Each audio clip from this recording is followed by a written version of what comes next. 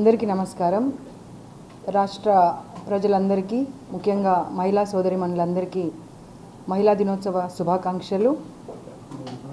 దాంతోపాటుగా మహిళలందరినీ ప్రోత్సహిస్తూ వాళ్ళకు సపోర్ట్గా నిలబడుతున్నటువంటి వాళ్ళ భర్త కానివ్వండి, తండ్రి కానివ్వండి, కొడుకు కానివ్వండి, తమ్ముడు కానివ్వండి, మీ అందరికీ కూడా మహిళా దినోత్సవ శుభాకాంక్షలు చెప్పాల్సినటువంటి అవసరం ఉంది. ఎందుకు అంటే ఏది సాధించాలన్నా ఒకరు సాధించాలంటే సాధించలేరు. ఆ కుటుంబం అంతా వారి వెంట ఉండి మేము నీకు సపోర్ట్గా నిలబడతాము అన్నప్పుడే ఒక మహిళ ముందుకు వెళ్ళడానికి అవకాశం ఉంటుంది. ఒక సెక్యూరిటీ అనేది ప్రొవైడ్ చేసినప్పుడే నా వెంట నా ఫ్యామిలీ ఉంది, నేను ఎక్కడికి వెళ్ళినా కానీ నన్ను కాపాడుకుంటారు అనేటువంటి ఒక ధైర్యం ఆ మహిళకు ఉంటుంది అనేటువంటి విషయం మనందరికీ తెలుసు. మనం ఎప్పుడు కూడా మహిళలను పురుషులను విభజించి వేరువేరుగా చూస్తే అభివృద్ధి అనేది ఒక ఉన్నత స్థాయికి వెళ్ళి ఏదైనా సాధించాలనేది సాధ్యం కాదు అనేటువంటి విషయం మనం గుర్తుపెట్టుకోవాలి. ఎందుకంటే ఎప్పుడు నుండి కూడా మనం ఒక మాట వింటూ ఉంటాము, ఒక పురుషుడు ఏదైనా సాధించాడు అంటే ఖచ్చితంగా ఒక మహిళ దాని వెనకాల ఉంటుంది అని. అదేవిధంగా నేనేమంటానంటే ఒక మహిళ సాధిస్తే కూడా ఖచ్చితంగా ఏదో ఒక రూపంలో ఒక తండ్రిగానో, భర్తగానో, తమ్ముడిగానో, కొడుకుగానో ప్రతి ఒక్క పురుషుడు వెన్నంటే ఉంటాడు అనేటువంటి విషయం గుర్తుపెట్టుకొని ఇద్దరము ఒక బండికి రెండు చక్రాలు ఎలా ఉంటాయో ఆ చక్రాల్లాగా కలిసి ముందుకి వెళ్తేనే ఈ సమాజంలో మనం ముందుకు వెళ్ళడానికి అవకాశం ఉంటుంది. కాబట్టి అందరికీ మహిళా దినోత్సవ శుభాకాంక్షలు. ఇదే విధంగా మీరందరూ ప్రతి మహిళను ప్రోత్సహిస్తూ ఉంటే ఎప్పుడు కూడా ఎక్కడ కూడా మహిళలకు ఇబ్బందికరమైనటువంటి పరిస్థితి ఎదుర్కొనే అవసరం ఉండదు అనేటువంటి విషయాన్ని మీ అందరికీ తెలియజేస్తూ ఉన్నాను. సోషల్ మీడియాలో ఉమెన్స్ ట్రోలింగ్స్ ఎక్కువ అవుతుంది, వాటి మీద ఎలాంటి చర్యలు తీసుకుంటారు? యాక్చువల్గా నేను ఉమెన్ కమిషన్ చైర్పర్సన్గా ఛార్జ్ తీసుకున్న ఒక 1 వీకే సోషల్ మీడియా కొన్ని గైడ్లైన్స్ ఇష్యూ చేశాము, కానీ ఎవరు ఫాలో కావడం లేదు.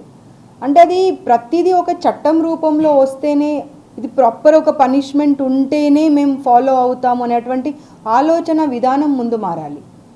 ఎవరో ప్రభుత్వమో లేకపోతే ఏ సంస్థనో ఒక కమిషనో వచ్చి మనకు గైడ్లైన్స్ రూల్స్ ఎందుకు ఇవ్వాలి? మనకే మనం ఎందుకు ఒక గైడ్లైన్స్ని ఎందుకు ఫ్రేమ్ చేసుకొని పెట్టుకోకూడదు? ఎందుకంటే మన ఇంటి ఆడపడిచైనా ఆడపడిచే, ఎదురింటి ఆడపడిచైనా ఆడపడిచే, ప్రతి ఒక్క ఆడపడుచుని మన కూతురులాగా, మన చెల్లిలాగా, మన తల్లిలాగా చూసుకుంటే అసలు ఈ ప్రాబ్లమ్స్ అనేవి ఉండదు. కాబట్టి దయచేసి సోషల్ మీడియాలో ఊరికే కూర్చొని ఏదైతే అనవసరంగా ఒక మెసేజ్ పెడతారో వాళ్ళందరికీ మళ్ళీ ఈరోజు మహిళా దినోత్సవం సందర్భంగా ఒక మాట చెప్తున్నాను, సాధ్యమైతే ఎంకరేజ్ చేయండి, లేదంటే కామ్గా ఉండండి. అంతేకాని మీ చేతిలో ఆ మొబైల్ ఉంది కదా అని చెప్పి మీరు ఏది పెట్టినా కానీ మిమ్మల్ని అడ్డుకునేవారు లేదు కదా అని చెప్పి వాళ్ళపైన ఇలాంటి ట్రోలింగ్ చేసి వాళ్ళ ఆత్మస్థైర్యాన్ని దిగజార్చేటువంటి పరిస్థితులను తీసుకురాకండి అని చెప్పి కమిషన్ తరఫున ఒక విన్నపంగా చెప్తున్నాను, ఒక హెచ్చరికగా చెప్తున్నాను. నేను ఛార్జ్ తీసుకున్న మొదటి రోజు ఒక మాట చెప్పాను, ప్రతి ఒక రూలు, ఒక రెగ్యులేషను, ఒక కట్టడి అనేది ఒక మహిళకే పెట్టడం కాదు, ఇద్దరికీ అవసరం ఉంది.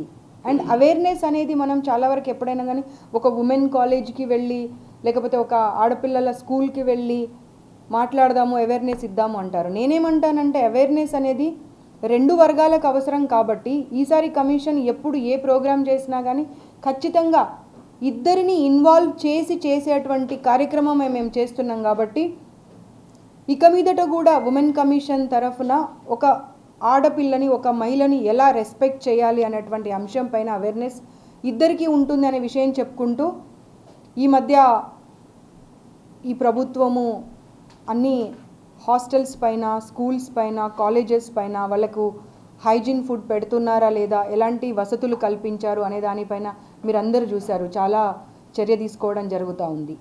ఇది ఏదో మేడం ఇంకా వేరే కాలేజ్కి వెళ్ళలేదు, ఏం చర్య తీసుకున్నారు అనే దానిపైన మీరు ఆలోచించడం కన్నా సమాజంలో ఉన్న ఒక గౌరవప్రదమైన స్థానంలో ఉన్న మీరందరూ కూడా దాంట్లో భాగస్వామ్యం అవ్వండి.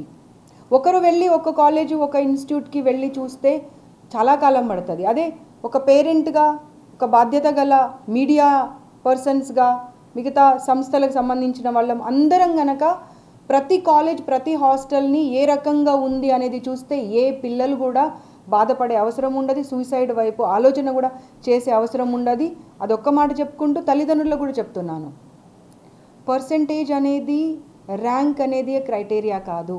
జీవితంలో అవి రెండు సాధిస్తేనే అన్నీ సాధిస్తామని అనుకోకండి. ఒక మంచి వ్యక్తిగా ఎదిగితే చాలు, ఒక నాలెడ్జబుల్ పర్సన్గా, ఒక విజ్డమ్ ఉన్న పర్సన్గా ఎదగాలని ఆలోచించండి తప్పించి పర్సంటేజ్ రాలేదని ఇటు టీచర్స్ కానివ్వండి, అటు తల్లిదండ్రులు కానివ్వండి, పిల్లల మీద భారం మోపకండి అన్నటువంటి విషయం మనం గుర్తుపెట్టుకోవాలి. ఎందుకంటే ఇంతకుముందు తరం వేరు, అంతకుముందు తరం కూడా వేరు. అప్పుడు వేరే ఎలాంటి ఇబ్బందులు బాధలు అనేవి ఉండేవి కాదు. స్కూల్కి వెళ్ళామా వచ్చామా అన్ని తల్లిదండ్రుల పైన భారం వేసేసి ప్రశాంతంగా బతికేవాళ్ళు. కానీ ఇప్పుడు కాంపిటీషన్ చాలా ఎక్కువ ఉంది. ఈ కాంపిటీషన్ చాలా ఎక్కువ ఉండడం వల్ల చిన్న చిన్న పిల్లలకు కూడా డిప్రెషన్ అనేది ఒక కైండ్ ఆఫ్ దాంట్లోకి వెళ్ళిపోతున్నారు. అసలు అది డిప్రెషన్ అనే విషయం కూడా వాళ్ళకి తెలియదు. కానీ ఆ కంపారిజన్ అనే దాంట్లో వెళ్ళిపోయి వాళ్ళు చాలా ఇబ్బంది పడేటువంటి పరిస్థితి వస్తుంది. కాబట్టి ప్రతి ఒక్కరు దీని మీద దృష్టి పెట్టాల్సిన అవసరం ఉన్నది.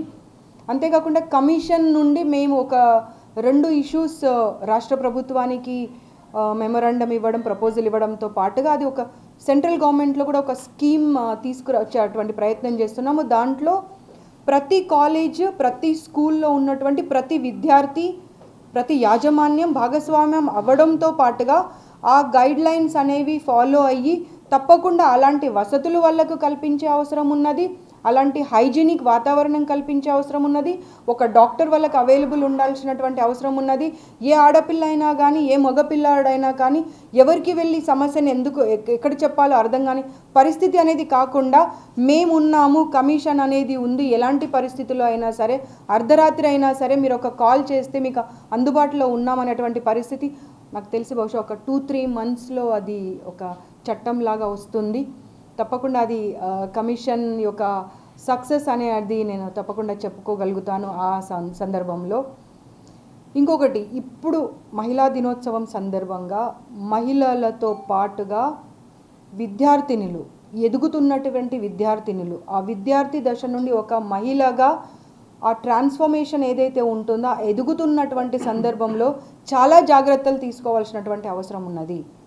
మీకు వెన్నెముకలాగా, మీకు సపోర్ట్ లాగా, మీకు మంచి చెడులు చెప్పేటువంటి మీ ఫ్యామిలీతో సంప్రదించకుండా ఎలాంటి నిర్ణయాలు తీసుకోకండి. ఎందుకంటే ఈ 7 మంత్స్లో ఎన్ని కేసెస్ వచ్చాయంటే మా ఆఫీస్కి, ఆ లివ్ ఇన్ రిలేషన్లో ఉండడము, పేరెంట్స్కి చెప్పకుండా గ్రామాల నుండి వచ్చి ఇక్కడ హాస్టల్స్లో ఉంటున్నారు. తల్లిదండ్రులేమో వాళ్లకు ఆ పరిస్థితులు ఉన్నా లేకపోయినా ఆర్థికంగా నా పిల్లలు హైదరాబాద్ వెళ్ళి చదువుకుంటున్నారు, మాకన్నా బాగా ఎదగాలి అన్నటువంటి ఆలోచనతో మీకు డబ్బులు పంపించి ఇక్కడ హాస్టల్లో పెడితే మీరు ఎవరితో ఫ్రెండ్షిప్ చేస్తున్నారు, ఎలాంటి వాతావరణంలో ఉంటున్నారు, ఎవరితో మీరు ఒక లివిన్లోకి వెళ్ళిపోతున్నారు, దాని తర్వాత అయ్యేటువంటి కాన్సిక్వెన్సెస్ ఏంటి, ఇద్దరు విడిపోయిన తర్వాత మీరు మానసికంగా కృంగిపోయి అప్పుడు పరిస్థితులను ఎదుర్కోలేక సూసైడ్ వైపు వెళ్ళడము, ఈ కేసెస్ చాలా ఎక్కువ వస్తున్నాయి.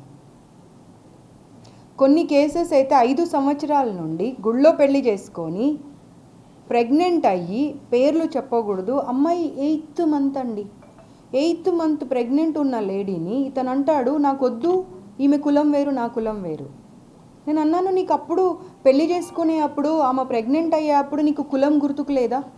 ఇప్పుడు 8th మంత్ జస్ట్ డెలివరీకి ఉంది, ఆమె మానసికంగా ఎంత క్షోభ అనుభవిస్తూ ఉన్నది. కనీసం అబ్బాయి తల్లిదండ్రులు ఆలోచన చేయాల్సిన అవసరం ఉన్నది.